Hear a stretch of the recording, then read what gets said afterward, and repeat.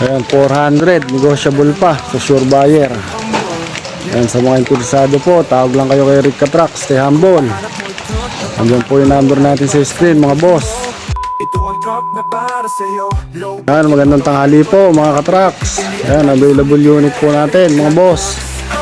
Ayan, Isuzu Elf na C-Tech 4BE1 inline engine. Ayan, first owner, registered 2026. Ayan, tingnan po natin yung gulong sa harap. Ayan, mga palpay gulong sa harap, 5 stud. Yung loob po, bago yung upholstery niyan, yung upuan, tsaka yung ceiling. Ayan, kakabit pa lang. Ayan, extension niya, stainless.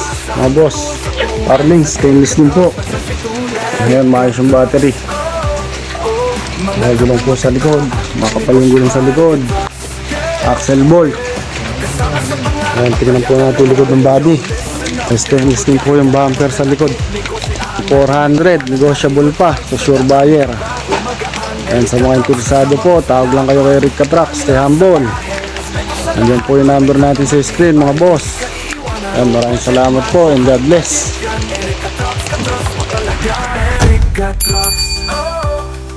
Seller na madali, focus sa pagmapakiri ka trucks.